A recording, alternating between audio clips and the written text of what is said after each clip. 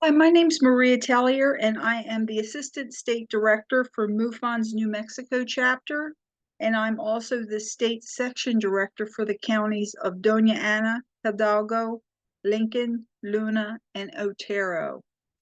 I'm going to show a little breakout that we had from our New Mexico chapter meeting, our 2003 fall chapter meeting, regarding some ongoing lights that have been seen from the north central part of the state.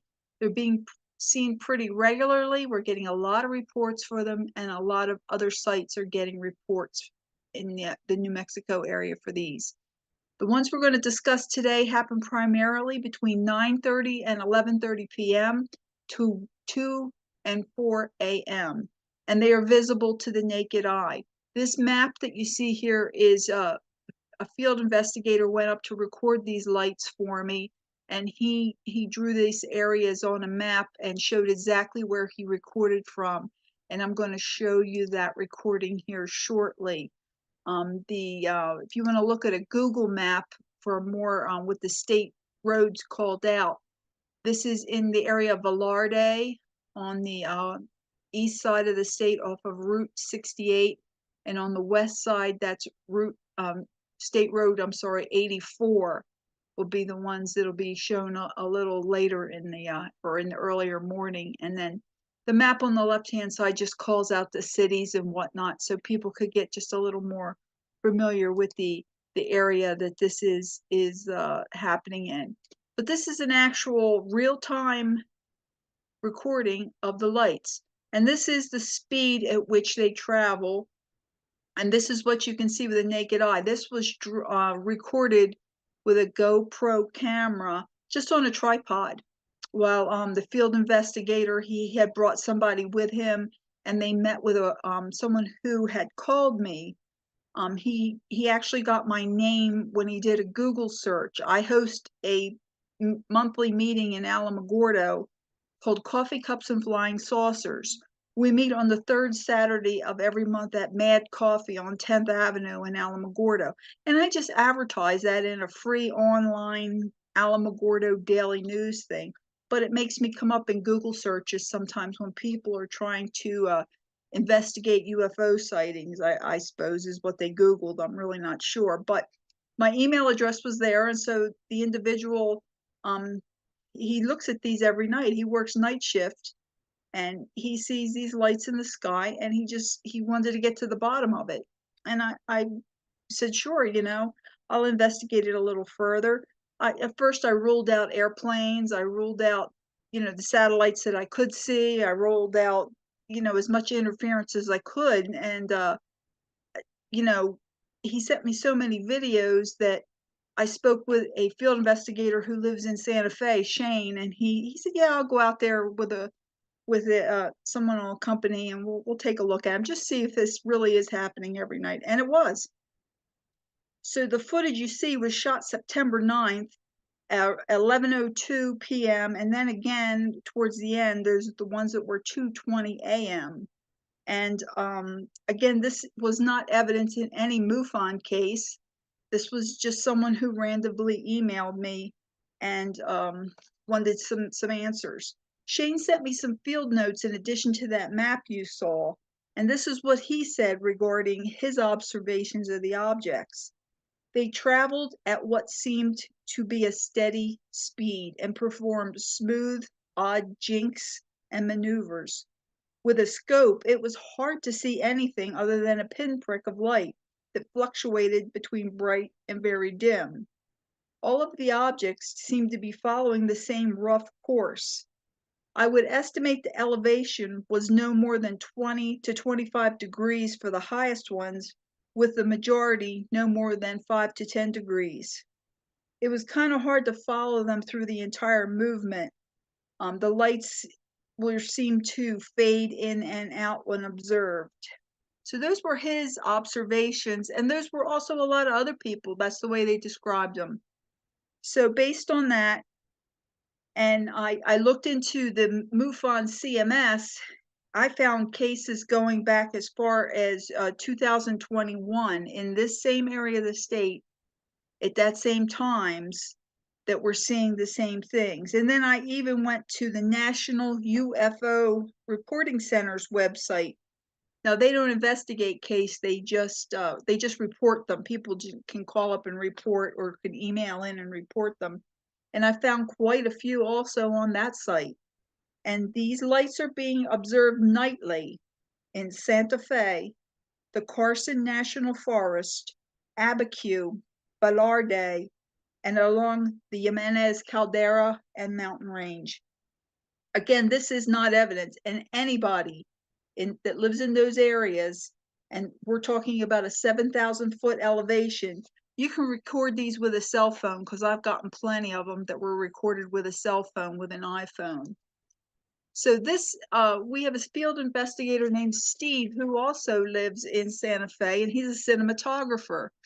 And he was just intrigued with these things as I were, but he lived a little closer. So he spoke with Shane, and then Steve decided he was going to record some of these, because he has some really great recording equipment, and he has a lot of knowledge about recording. So he decided to record them using a wide angle lens with a long exposure. And I think that these are really, truly remarkable.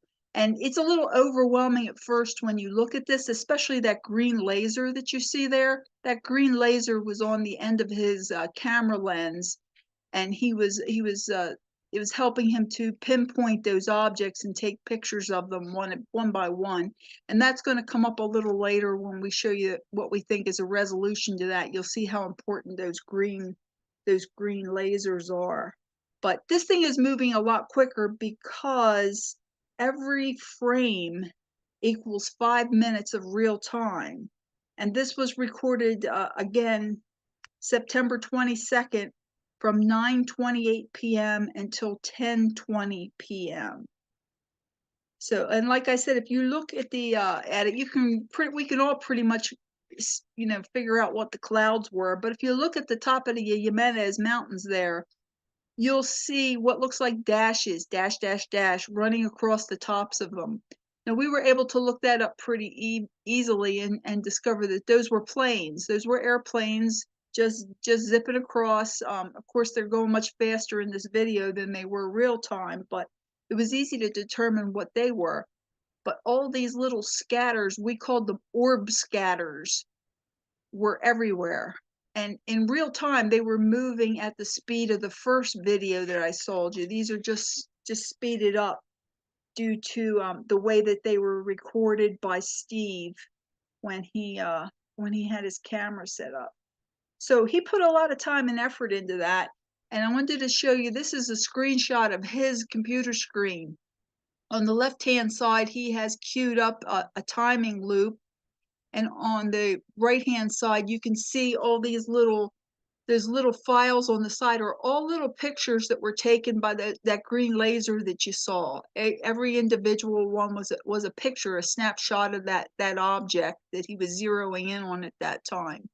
And if you look at this view, this is looking north from Santa Fe towards Los Alamos Labs. And that's where he set up his camera, and he started recording pretty regular every night. And I wanted to show you the outcome, what he saw.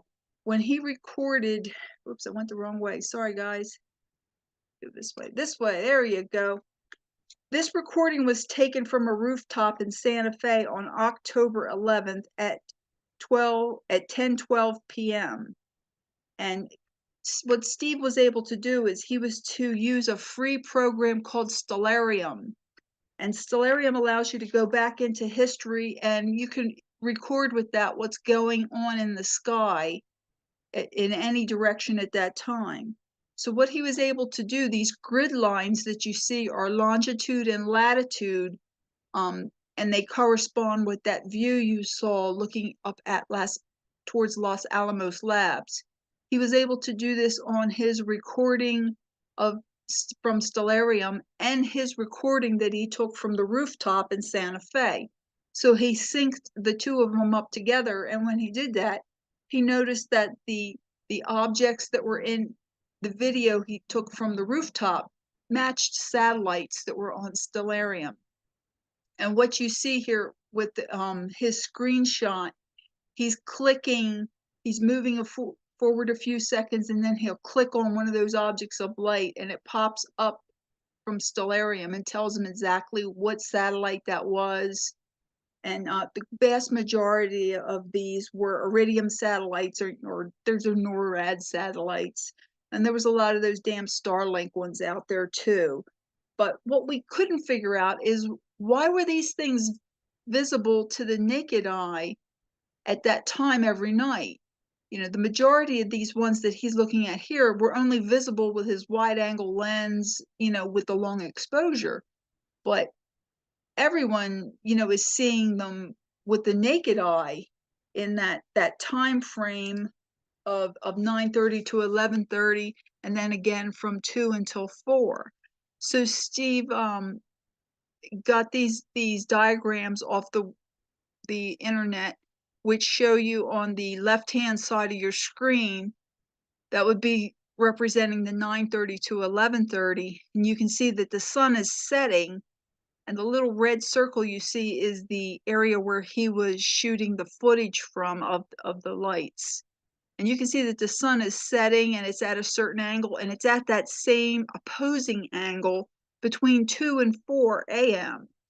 So we feel that possibly the setting sun could be reflecting off of the solar panels on the satellites when the sun is setting, and then again when the sun is rising, it would be reflecting off of the solar panels on the satellites and enabling them to be seen at that hour of the morning.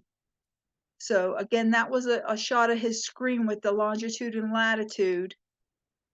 Those are the early evening and the early morning shots. And you know, again, he was able to, he has a lot of great equipment because he's a cinematographer, but he used a free program called Stellarium, which a lot of us field investigators use when we are investigating any type of object in the sky. And it proved to be very useful with this case.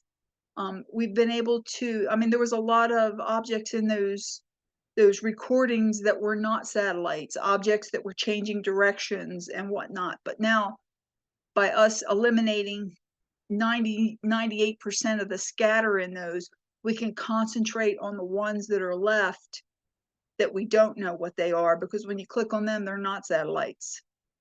So again, thank you for your time today. I hope some of you at least saw the fall chapter meeting. Our final disposition on this one is identifiable object. Again, Maria Tellier from New Mexico MUFON. Thank you for watching our little investigation.